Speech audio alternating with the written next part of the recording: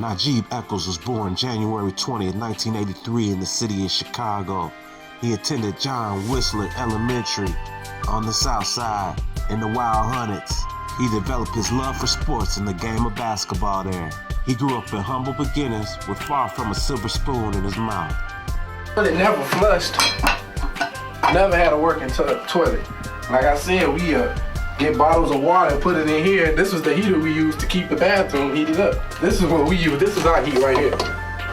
This was our heat right there. That's how we live, man. This room right here was me, my sister's room, my other sister and her family. We all stayed in this room together. He got recruited as a freshman to play on varsity at Whitney Young, the heralded 1998 state champions. The team was loaded with lots of talent that went on to play Division I college basketball. And although he was a freshman, he played a pivotal role, even coming off the bench to score big-time buckets. Led by head coach George Stanton, they went 30-1 and became one of the most dominant teams ever in the state. They were led by Cordell Henry, Dennis Gates, and most importantly, NBA star Quentin Richardson, who took NAJEEB in as a little brother and as a mentor to make it to the next level. He had another 2 good years at Whitney Young, but was at odds with new coach Lamont Bryant. He improved so much that he even got featured on the TV show Chicago Preps in 2001, his senior season, where he transferred to Morgan Park. The show covered his teenage life, his ineligibility to play, and most importantly, his knee injury. The show highlighted that he would battle and do whatever it takes to get back on the floor. Once you find that in your life, you will never turn back again. You know what I'm saying? And you know who understands. The show contrasted his life with other basketball stars in the area. He was just a cool teenager, and he really wanted to make it to the league no matter what. The show also featured his strong relationship with his high school friends, Eddie Curry and Jason Strait. They called themselves Three the Hard Way. They all got close by playing AAU ball and will remain close throughout their whole life. They had a special cohesion, and they looked at each other as brothers, as family, and it was pure comedy when they got together.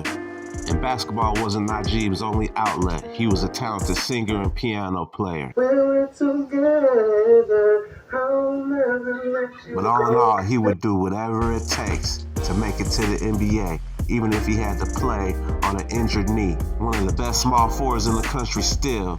He was sought after by many big-time programs and ended up getting a scholarship to Missouri. And although he maintained the same love for basketball, after the injury, he was never the same.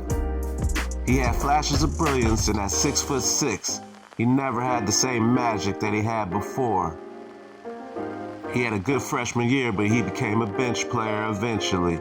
He could never run up and down the floor like he used to in his AAU days. So he decided to get a fresh start, transferring to Illinois State in Bloomington Normal, where he would have a little success, but it was never the same. And though he didn't make it to the NBA, he spent some time in Venezuela.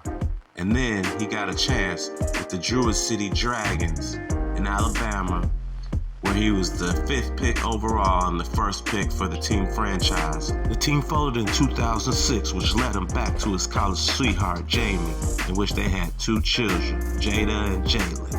His daughter was a talented sprinter, which inspired him to create the Whatever It Takes Premier Track Club.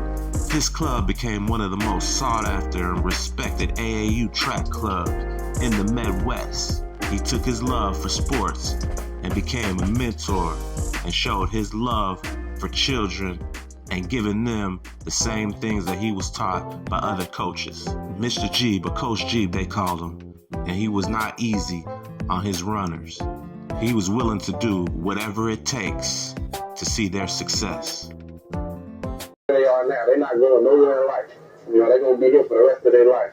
And I tell these kids, if you want to be, if you want to stay here for the rest of your life, then do what they do. If you want to get out of here and become a man and get a family and become successful and get all the finer things in life, try to do what we do. Try to play some basketball. Try to, use your talents to your advantage. Use the opportunities that they're giving us. But one sudden day on December 14th, 2022, NAJEEB died suddenly of a heart attack.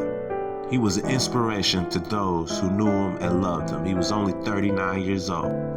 Rest in power to NAJEEB Echols, another Chicago hoop star gone but not forgotten.